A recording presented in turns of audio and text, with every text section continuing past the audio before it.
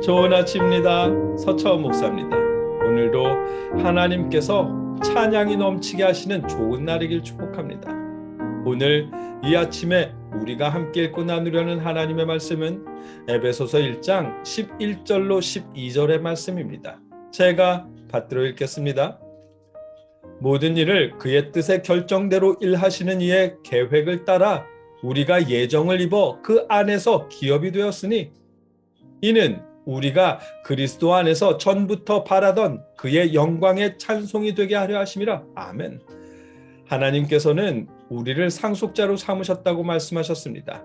어느 날 갑자기 하나님이 보시기에 마음에 드는 행동을 해서 우리를 상속자로 삼으신 것이 아니라 하나님의 계획을 따라 미리 예정하셨다고 말씀하셨습니다. 우리가 무엇인가를 잘하기 전에, 봉헌을 많이 하기 전에, 봉사를 많이 하기 전에, 우리가 하나님을 알기도 전에 하나님께서 우리를 먼저 하셨고 이미 하나님의 자녀로 상속자로 예정하셨다고 말씀하셨습니다. 그런데 11절 말씀에서 기업 혹은 상속자라는 단어는 서로 다른 의미를 가지고 있습니다. 기업이라는 단어는 표준국어 대사전에 의하면 대대로 물려내려오는 재산과 사업이라는 의미랍니다. 상속자라는 의미는 재산이나 기타의 것을 물려받는 사람이라고 합니다.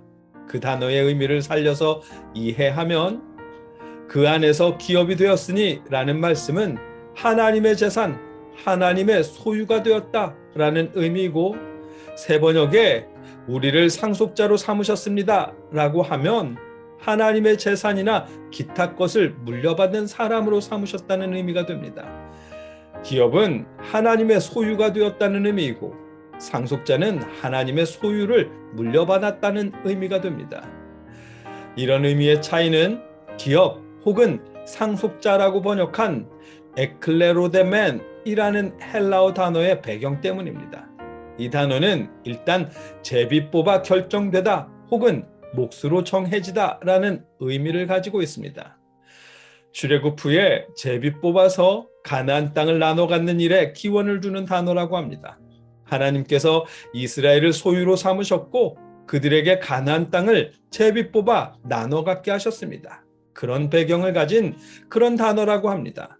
그런데 이스라엘이 제비 뽑아서 소유하게 된 땅은 매매가 금지되었고 누구도 그 소유를 빼앗을 수 없었습니다. 변하지 않는 소유, 영구적인 소유가 됩니다. 그런 배경을 생각하며 본문을 이해하자면 하나님께서 우리를 소유로 삼았다는 의미로서 기업이 되었으니 라는 말씀이고, 하나님의 소유가 된 우리에게 하나님의 나라를 주셨다는 의미로서 상속자로 삼으셨다는 말씀이 된 것입니다. 그리고 하나님께서 소유로 삼으시고 상속자로 삼으신 그 선택은 영구적으로 변치 않는 선택이라는 그런 의미가 포함되어 있는 것입니다. 로마서 8장 35절에서 누가 우리를 그리스도의 사랑에서 끊으리요? 라는 고백과 같은 의미입니다. 여러분을 소유로 삼으신 하나님의 선택, 하나님의 사랑을 누구도 끊어낼 수 없다는 것입니다. 하나님의 선택은 변함이 없는 선택입니다. 그렇다고 오해하지는 마십시오. 하나님의 선택이 변치 않는다고 하셨으니 마음대로 흥청망청 마치 뉴스에 나오는 대기업의 망나니 후계자처럼 그렇게 살아도 된다는 의미는 아닙니다. 그런 모습은 덜 된 사람의 모습이지요. 된 사람은 하나님의 변치 않는 선택에 감사하며 하나님의 말씀대로 살아갈 것입니다. 하나님을 찬양할 것입니다. 그리고 우리가 하나님을 찬양하는 것은 하나님께서 우리를 하나님의 소유로 삼으신, 또 상속자로 삼아주신 이유입니다. 12절 말씀입니다. 이는 우리가 그리스도 안에서 전부터 바라던 그의 영광의 찬송이 되게 하려 하심이라. 아멘. 예수님께 소망을 둔 우리가 하나님의 영광을 찬양하게 하시기 위해서 하나님이 우리를 하나님의 소유로 상속자로 삼아주셨다는 말씀입니다. 이사야서 43장 21절의 말씀, 이 백성은 내가 나를 위하여 지었나니 나의 찬송을 부르게 하려 함이라. 아멘. 이 말씀 그대로 하나님을 찬송하게 하시기 위해서 여러분을 하나님의 소유로 삼으셨고 상속자로 삼으셨다는 말씀입니다.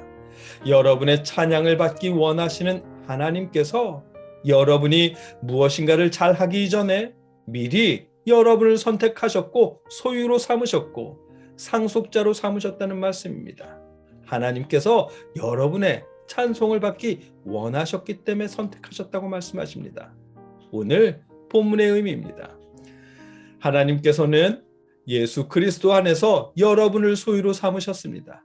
예수 그리스도를 통해 여러분에게 하나님의 나라를 상속으로 물려주셨습니다. 하나님께서 여러분을 소유로 또 상속자로 삼으신 이유는 하나님을 찬양하게 하시기 위해서라고 하십니다.